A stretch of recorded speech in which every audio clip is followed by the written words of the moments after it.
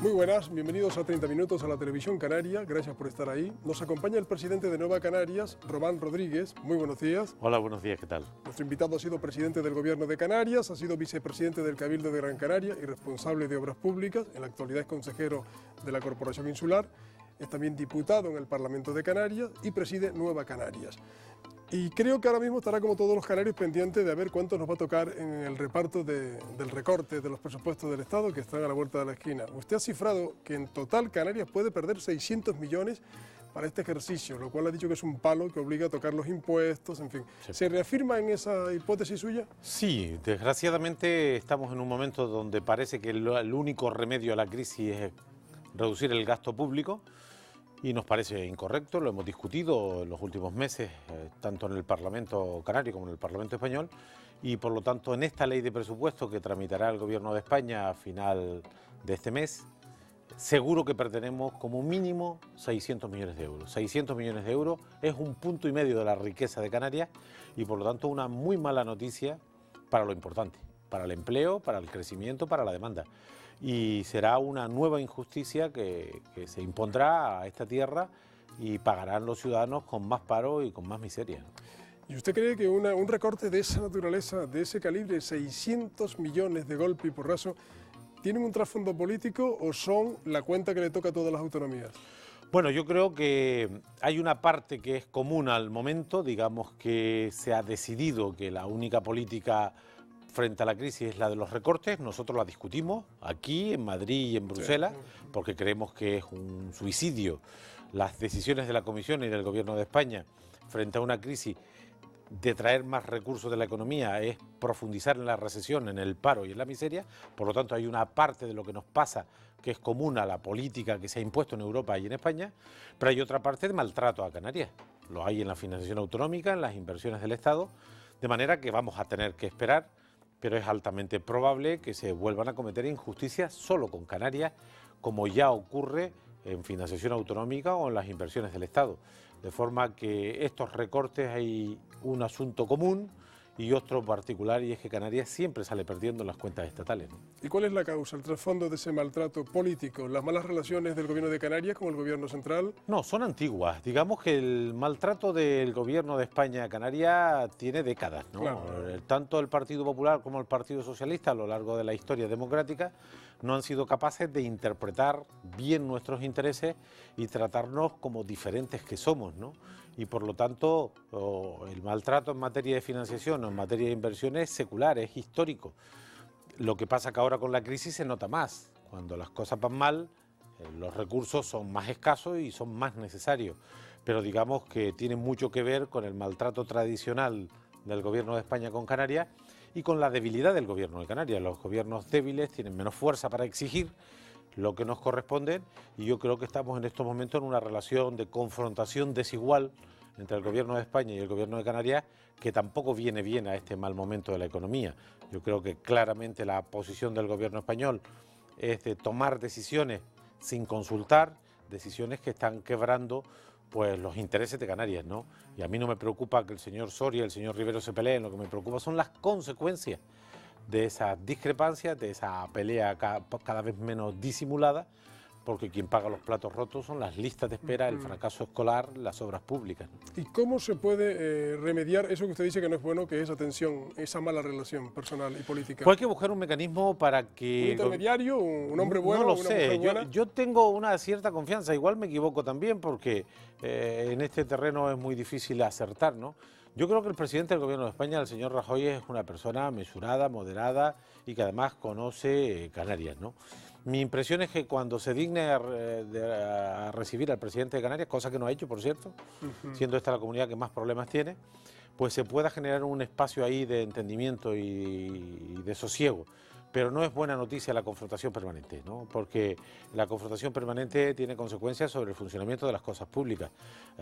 Parece razonable que las bonificaciones aéreas que se han suspendido de forma unilateral, la suspensión a las primas de las renovables, la imposición de las prospecciones petrolíferas sin diálogo y sin información, y lo que es más grave de todo por el impacto inmediato, la ley de presupuestos de este año que no se está negociando con Canarias, son asuntos que no es que perjudiquen al señor Rivero, es que perjudican a Canarias, ¿no?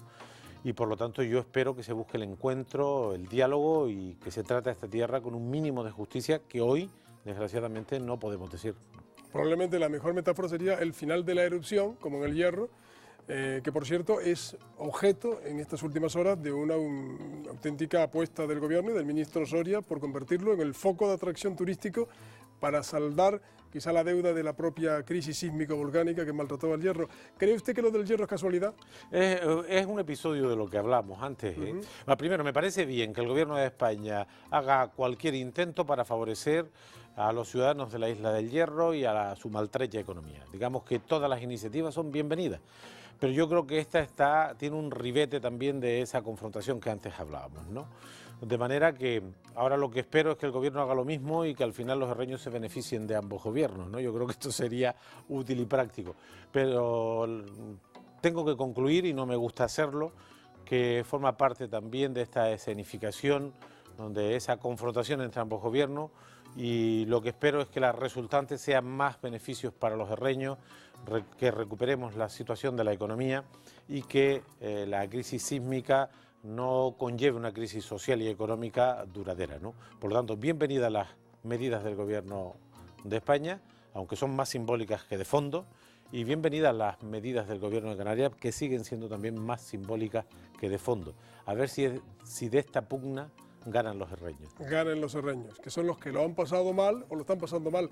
Hay muchas razones para preguntarnos en voz alta por este año 2012. En fin, ustedes en el Parlamento han dicho no a algo que en principio la gente diría, ¿y por qué no? Han dicho no a las prospecciones petrolíferas. ¿Por qué no? Bueno, primero porque es una decisión muy relevante.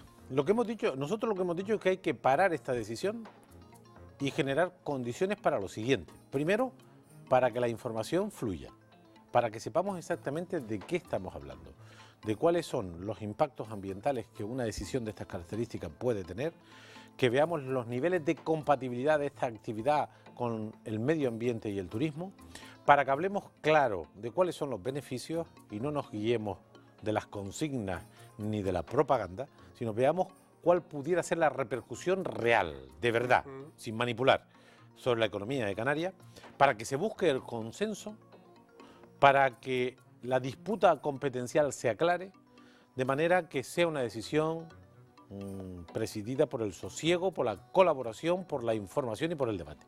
Ahora forma parte de esta confrontación, Gobierno de Canarias, Gobierno de España, que deja a un lado la opinión de los ciudadanos, deja a un lado la información necesaria, porque no hay información rigurosa sobre la materia, y por lo tanto parecen más dispuestos las partes a imponer sus criterios que a resolver los problemas. Nosotros creemos que la resolución del Parlamento es una resolución razonable que dice, paremos esta decisión, nadie se va a llevar el petróleo, si hay, nadie se va a llevar el gas, si hay, está ahí, y generemos el debate pertinente con la información adecuada. Y luego yo digo una cosa que no dice nadie más, y espero que se vayan incorporando otros sectores, y es que los recursos naturales tienen que ser de los pueblos. Pasa en el Reino Unido, pasa en Noruega, pasa en Brasil, en Bolivia, en los Estados Unidos. El proceso que está en marcha pone en manos de existir esta riqueza de los particulares el 95% de los beneficios.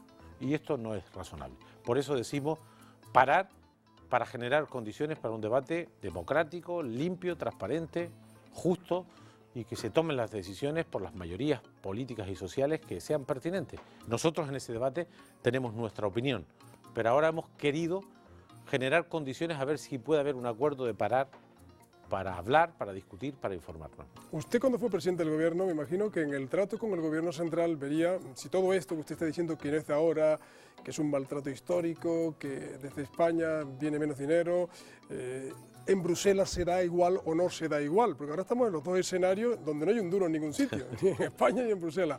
De ese episodio en el que usted vivió eso muy de cerca, visto desde ahora que está en el Parlamento, ante la monumental crisis en la que estamos, ¿qué luz podemos intentar buscar o encontrar? ¿Estaremos haciendo todo lo que podemos hacer o habrá que tocar otras puertas o habrá que hacer otras cosas? Vamos a ver. Insisto, la crisis esta es una crisis global que tiene unos orígenes, unas causas y que está teniendo unos efectos devastadores en la familia, en los trabajadores, en las empresas, en los servicios públicos. De manera que nosotros creemos que hay respuestas a la crisis. Nosotros no creemos que lo que nos pase es irremediable y que no hay solución. Nosotros creemos que hay una solución. Si, por ejemplo, el ajuste fiscal no puede hacerse de esta manera.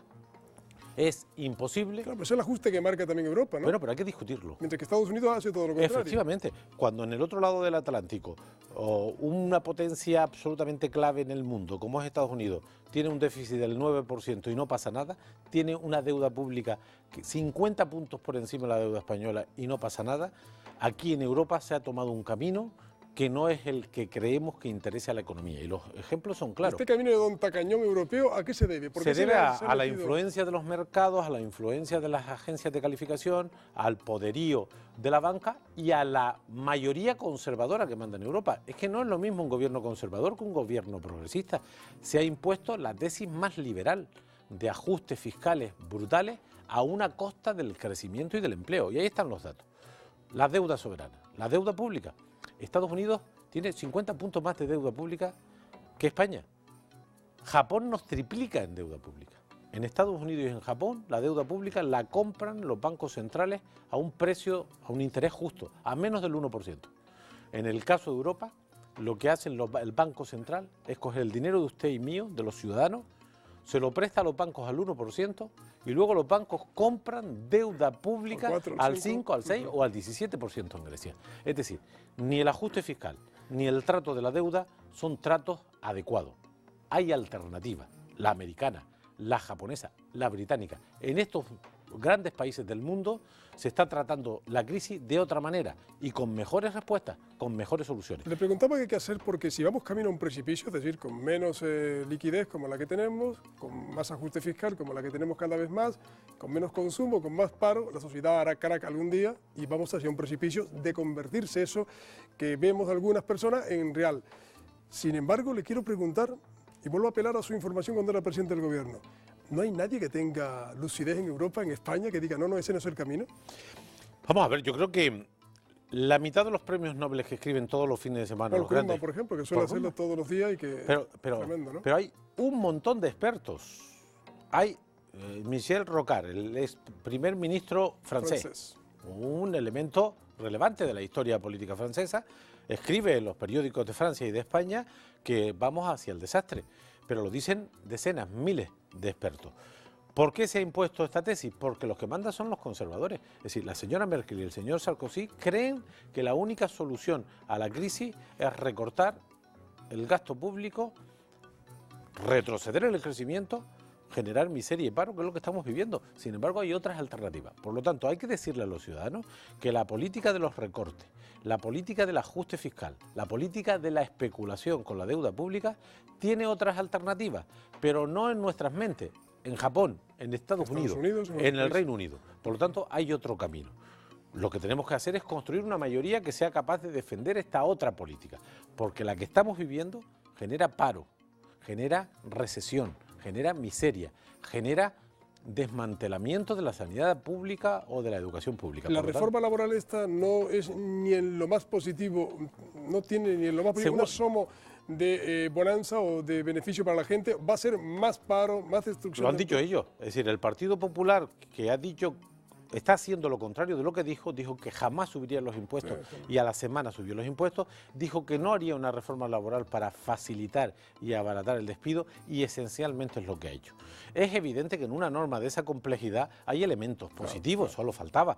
Lo que estamos diciendo es que no se pueden tomar estas decisiones solo para favorecer a una de las partes y esta es una reforma que yo la resumiría y es que produce un absoluto desequilibrio entre trabajadores y empresas, donde el dominio absoluto de las relaciones laborales pasa a ser de los empresarios y siempre hay contradicciones entre el patrón y los empleados. Pues habíamos logrado, y en Europa ocurre, pues un cierto equilibrio entre las partes. Eso se ha roto. Se ha roto, sí. De manera que la reforma laboral va en un sentido que el Partido Popular lo ha dicho. Este año ha dicho el Partido Popular que tendremos 630.000 parados más, es decir, que llegamos a los 6 millones de parados. Es decir, que el Partido Popular, desde que tomó posesión del poder, desde que tiene el control del gobierno de España, ya ha generado 300.000 desempleados. Pues faltan 700.000. Hay que esperar a abril para conocer el primer dato del primer trimestre, donde ahí posiblemente los datos de paro se Van a ser disparen. muy negativos. ¿Usted espera que en abril haya cuántos parados en España habrá para entonces? Pues yo creo que nos podemos ir en la encuesta de población activa perfectamente, nos podemos ir a los 5,4, 5,4,5. ¿Los canarios? Nosotros nos iremos, pues fácil, 12 o 14.000 personas más. Estamos en 342, superaremos con creces los 350.000 parados. Es decir, un desastre. Hablemos de Canarias. Usted es presidente de Nueva Canarias, un partido que tiene 105 concejales, casi media docena de consejeros de cabildos, 2 diputados en el Parlamento de Canarias, un diputado en Madrid, Pedro Quevedo. ¿Cómo está políticamente Canarias? ¿Cómo están ustedes los nacionalistas? Bueno, nosotros estamos bien como partido, lo que no está bien es Canarias. Nosotros tenemos un partido en construcción del nacionalismo progresista que no tiene prisa, pero que está muy comprometido con la realidad de Canarias. Desgraciadamente, nuestros análisis se van cumpliendo. Digo desgraciadamente porque eran análisis duros. Nosotros decíamos que la financiación autonómica fue un desastre cuando se firmó en el año 2009, lo dijimos en solitario, y ahora tenemos resoluciones del Parlamento apoyadas por el PP, por el PSOE y por Coalición, que fueron los que protagonizaron ese acuerdo, dándonos la razón. Nos alegramos de la rectificación, aunque es un poco tarde. Dijimos que había 200 millones que se nos birlaban cada año en inversiones y hoy todo el Parlamento los reclama. Dijimos que el Plan Canarias era puro humo y hoy ya todo el mundo reconoce que era puro humo. De manera que nuestras aportaciones, nuestras críticas, nuestras propuestas se cumplen. El problema es que las mayorías políticas no son de Nueva Canarias, son del PSOE, del PP o de Coalición Canaria y son los que tienen legítimamente la responsabilidad de gobernar. De manera que nosotros como partidos vamos a seguir haciendo apuestas, haciendo propuestas y proponiendo alternativas porque creemos estar en lo acertado. Por ejemplo, dijimos que esta ley de presupuesto tenía fecha de caducidad. Está planteado que hay que aumentar los impuestos. Lo dijimos en el 21 de diciembre cuando se discutía la ley.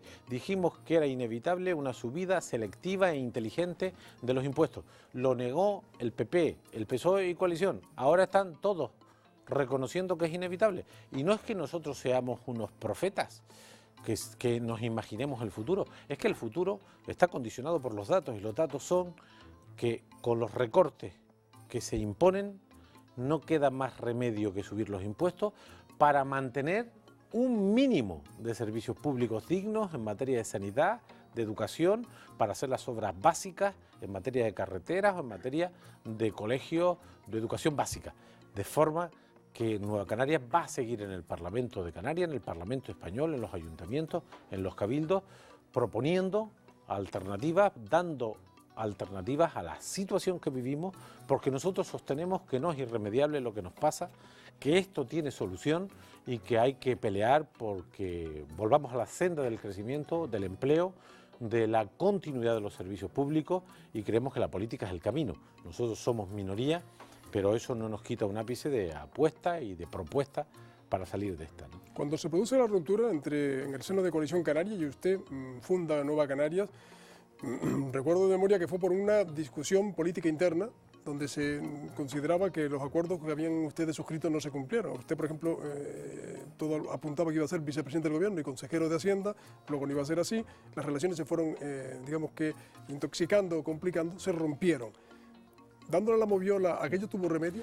Vamos a ver, primero las cosas nunca son tan sencillas, claro, ¿no? Es decir, eso es, digamos, la expresión de un conjunto de problemas que se generaron. El contexto famoso claro. que nunca... Por ejemplo, nosotros tuvimos una gran discrepancia sobre la ley de directrices en el gobierno y en Coalición Canaria. Yo defendía la necesidad de atemperar el sistema de crecimiento económico. Hoy el presidente del gobierno reconoce públicamente que ha sido un fracaso el crecimiento rápido. El desarrollismo famoso. El desarrollismo. Sí. Bueno, pues el gobierno que yo presidí hizo leyes para contener el desarrollismo, para evitar la venida masiva de gente que llamábamos nosotros. De manera que en aquella ley se generaron discrepancias. Tuvimos discrepancias en relación al proyecto que heredó el gobierno que yo presidí, que fue el de Tindaya. Hubo muchos elementos de discrepancia. Hubo discusión sobre la ley electoral. Yo defendía una modificación del sistema electoral y entonces había un conjunto de asuntos distintos, entre ellos el reparto de responsabilidades en el partido y en el gobierno. Y todo eso generó condiciones objetivas para la ruptura. Las rupturas nunca son buenas, pero en ocasiones son inevitables, ¿no? Y el tiempo ha demostrado que las causas que promovieron aquella ruptura tenían sentido, tenían lógica. Insisto en uno de los elementos clave de la discusión interna, que era el modelo de desarrollo. El modelo Algunos económico. creían que había que seguir ocupando playas y barrancos, y otros creíamos que había que atemperar el crecimiento, que había que crecer en calidad, que había que apostar por la renovación de la planta alojativa. Estamos hablando del año 2001, Sí. Y por lo tanto... Hace exactamente 10 años. ¿no? Hace 10 años expresábamos aquella discrepancia y hoy el tiempo nos ha dado la razón. Tampoco nos alegra mucho, nos hubiese alegrado más que hubiésemos hecho las tareas que no se hicieron en esta década, ¿no? Que es apostar, por ejemplo, por la renovación turística de verdad.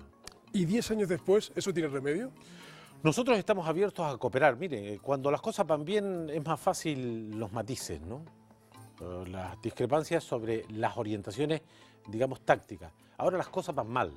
De manera que desde Nueva Canaria promovemos, digamos, un frente amplio de la sociedad canaria, empresarios, sindicatos, partidos, gente de la cultura, intelectuales, que hagamos una reflexión sobre el futuro. ¿Está comprometido el futuro? Explíqueme un poco más esa idea del Frente Amplio. Es decir, nosotros creemos que es necesario en esta etapa que generemos una reflexión colectiva para reconducir el futuro.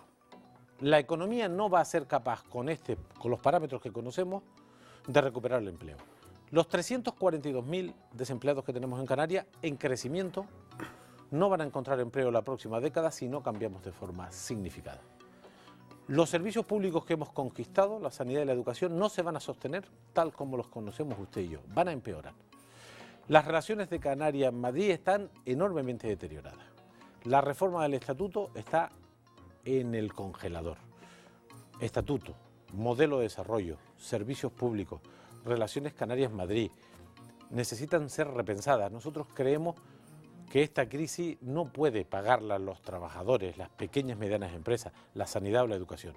Y vamos a procurar, porque tenemos experiencias y propuestas para ver si somos capaces de generar el sosiego que permita generar un espacio amplio de la sociedad canaria para repensar el próximo futuro, qué debe ser el REF, qué debe ser nuestra integración en Europa, qué estatuto necesitamos, cómo deben ser las relaciones. ¿Eso se vertebra en una propuesta electoral conjunta de ustedes, Coalición Canaria y otras fuerzas? Hoy en el trabajo parlamentario, yo estoy haciendo un esfuerzo en el trabajo parlamentario, aprovechando la experiencia y el conocimiento que te dan los años para buscar el encuentro entre los partidos. A mí me gustaría que la propuesta de resolución que hizo Nueva Canarias en relación al debate del petróleo hubiese salido, porque no era la posición de Nueva Canarias. Decíamos, oiga, señores del PP, señores de Coalición Canaria, señores del Partido Socialista, el petróleo no se lo va a llevar nadie si existe. Vamos a parar, vamos a informar a la gente, vamos a debatir qué es lo mejor para esta tierra. ¿Plantearía una ley de consulta? Es decir, el referéndum Sin duda, famoso. yo creo que las porque leyes de la comunidad puede hacerlo ya. Bueno, hay dudas también No, formales. la ley, como la ley de participación ciudadana, se puede consultar. Sí, no sería vinculante, ¿No es un en cuyo caso referéndum? puede ser un Efectivamente. lío, ¿no? Pero bueno, Bien. yo defiendo que las decisiones estratégicas las debe decidir el ciudadano de a pie. Pasa en California hay 50, 60 consultas al año y pasa en muchos países del norte de Y no Europa. pasa nada, sí. Y no pasa nada, la democracia se enriquece cuando la gente participa más. No puede ser la democracia solo votar cada 4 años. ¿Y el petróleo los puede a ustedes, los nacionalistas, reconciliarlos? Los problemas de Canarias tienen que ayudar a buscar el punto de encuentro entre los nacionalistas y del resto. Es que la situación que vivimos es tan grave que obliga a acuerdos no solamente entre los nacionalistas, sino entre los canarios. Los canarios tenemos que saber que esos 340.000 desempleados tienen un drama detrás, que hay un 17% de familias que no ingresan nada, que están viviendo de los ahorros si los tienen o de su familia si la tienen, y que estos parámetros del paro y de la pobreza no van a bajar, van a incrementarse. Necesitamos un plan de choque.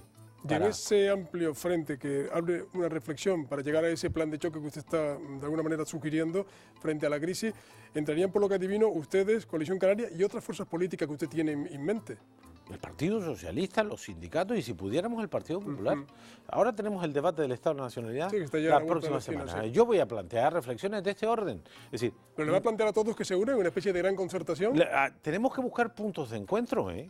Es decir, o nosotros conseguimos que el gobierno español entienda que aquí El paro está 8 puntos por encima de la media española. Y si graves en España... ¿No lo gravísimo. saben? ¿No ve la estadística? Sí lo saben, pero a Quevedo le contestaba Rajoy el otro día que no tocaba ahora lo de los planes de empleo, que ahora tocaban los recortes. Oiga, yo puedo entender que usted tenga que hacer recortes porque está en las reglas del juego, aunque estas deben ser modificadas. Pero toca también atender a 340.000 personas que lo han perdido todo. De manera que yo no pierdo la esperanza en buscar espacios de encuentro entre las fuerzas políticas y las fuerzas sociales. Usted la ve con el PSOE incluido, he visto, ¿no? Ese espacio de encuentro, no con el PP. Pero por el PP, ¿por qué no quiere? Porque yo creo que debiera estar el PP. Yo creo que cada vez que conseguimos una resolución unánime en el Parlamento damos un paso adelante. ¿Esto cómo se llamaría, Román Rodríguez? Esta especie de frente de reflexión. Responsabilidad ante la peor crisis de nuestra historia. ¿Qué cree usted que crea las condiciones para que esos grupos políticos vayan todos juntos? Por lo menos en algunos temas. Hemos conseguido que todos reconozcamos ya que la financiación autonómica es muy mala y que hay que revisarla. Hemos conseguido que todos reconozcamos que el Plan Canarias fue un fracaso. Está reconocido en alguna resolución, si no con este lenguaje, para que todo el mundo pudiera estar. Parece razonable que todos reconozcamos que las energías renovables son un camino. Parece que es razonable que pudiéramos conseguir parar las prospecciones hasta generar las condiciones de consenso, de información, de debate, de prevalencia del interés general. Parece razonable. Sí. De manera que habrá que seguirlo intentando. Yo creo que la crisis, en vez de dividirnos, nos debe unir. Yo sostengo que en los momentos de vacas gordas es más fácil los matices y que en los momentos de vacas flacas, que es claro, tenemos que hacer frentes comunes. Es decir, empresarios, sindicatos, intelectuales, profesionales de la comunicación, podemos aportar sobre cómo reconducimos este mal momento que puede ser no para 2 años, si no hacemos las cosas bien puede ser para décadas. Décadas, sí, sí. Y esto yo no pierdo la esperanza, el debate del Estado Nacional es un debate abierto, es un debate sobre política general y yo voy a tratar de colocar reflexiones y análisis y respuestas a los problemas de Canarias, intentando que las propuestas de resolución salgan adelante. Por eso yo a veces renuncio incluso a la posición de Nueva Canarias cuando hago propuestas en el Parlamento. Por ejemplo, ya vi que la retiró. Estoy buscando, es decir, porque creo que la gente necesita esperanza, necesita salida, tiene derecho a que le busquemos una respuesta a los problemas que vive y desde la política se pueden conseguir, es el único camino. No hay más alternativa. Y también vi que la condición de médico le pudo para defender la iniciativa legislativa popular de la sanidad pública. También, porque hay 25.000 ciudadanos que inquietos y preocupados han firmado un papel diciendo, oiga, quiero que esto lo mejore. Y yo sé que está empeorando. De manera que vamos a aprovechar esa oportunidad para debatir de la sanidad, para salvar la sanidad, para que lo que hemos conquistado y que nos da la oportunidad que si hoy nos pasa algo nos van a atender con garantía, con profesionalidad y de manera gratuita, no lo perdamos, eso está en peligro. Y estas son las cuestiones que toca ahora poner en primera línea y dejar para un segundo nivel o quitarlo del panorama político las discrepancias personales, la confrontación, la escenificación de otra naturaleza, ¿no? ¿Sus relaciones con el presidente cómo son? Bueno, yo me llevo bien con José Manuel Soria, me llevo bien con José Miguel Pérez, me llevo bien con Paulino Rivero. Siempre he procurado no mezclar las diferencias políticas con las relaciones personales y cuando expreso diferencias políticas procuro hacerlo sin acritud. Yo soy crítico con el gobierno, pero no pretendo que este gobierno destruyera a este gobierno, primero porque no hay alternativa. Este es el gobierno que hay, el que han decidido los ciudadanos. Yo ni le voté en las urnas ni le voté en el Parlamento, pero me gustaría que al presidente Rivero lo recibiera el presidente Rajoy. Ya lo dijo antes, sí. ¿Por qué? Porque yo creo que es una oportunidad para que ambos intercambien opiniones. Además ha dicho usted algo así como que Rajoy sería el hombre bueno entre José Manuel Soria y Paulino Rivero. Ojalá sea este el camino, ¿no? Yo espero que ese encuentro se produzca y que siente bases para un mejor entendimiento. La bronca no interesa y además pierde Canarias. ¿Le asusta en alguna medida? Usted procede de un segmento político que es el nacionalismo, que ha estado durante los años, incluso de bonanza, coqueteando con el soberanismo. En ese debate, no sé si usted vio el otro día las declaraciones de Jordi Pujol, que ahora decía que si hubiera un referéndum por la independencia de Cataluña, él votaría sí. ¿Teme usted que esta tensión que empieza de esta manera acabe mal? Sí, pues digamos, primero porque hay determinados comportamientos del gobierno central con Canarias que no se atreve a hacerlo con nadie. Por supuesto con Cataluña no, pero con Murcia tampoco. Lo de las prospecciones, que en Baleares y en Valencia estaban despejadas desde el punto de vista administrativo, se han buscado un tiempo y hay diálogo entre las instituciones y el gobierno central. Y estaban igual de cuestionadas por el PP allí, que hoy lo están aquí, por el PSOE, por coalición o por nosotros.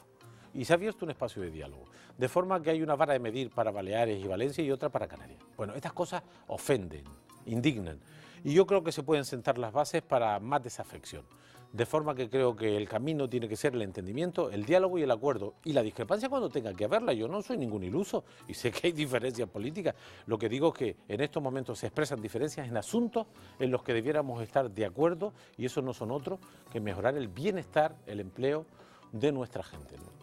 ¿Va a haber cambios políticos municipales, insulares, después de lo sucedido en Lanzarote y Fuerteventura? Todo apunta que sí, ¿no? Yo creo que lo de Lanzarote estaba cantado, se veía venir y me consta que hay otros movimientos. No me inquieta demasiado, no es esencial. Yo creo que la clave de la política está en el Parlamento español, en el Parlamento de Canarias, sin despreciar los movimientos locales, y creo que las medidas son de orden más estructural, de orden más general, y creo que en esos dos ámbitos institucionales, soberanos, Parlamento de Canarias y Parlamento español, había que generar las condiciones para remontar esta crisis tan dura, tan difícil y que tanto daño está haciendo a los que no la provocaron, que son a los trabajadores, a las empresas, a los servicios públicos, a los gobiernos, ¿no? Román Rodríguez, acabó el tiempo, hasta la próxima. Muchas gracias placer, por visitarnos y aceptar nuestra invitación también a estar en 30 minutos hablando de esto que ustedes han escuchado. Gracias y sigan en la compañía de la Televisión Canaria.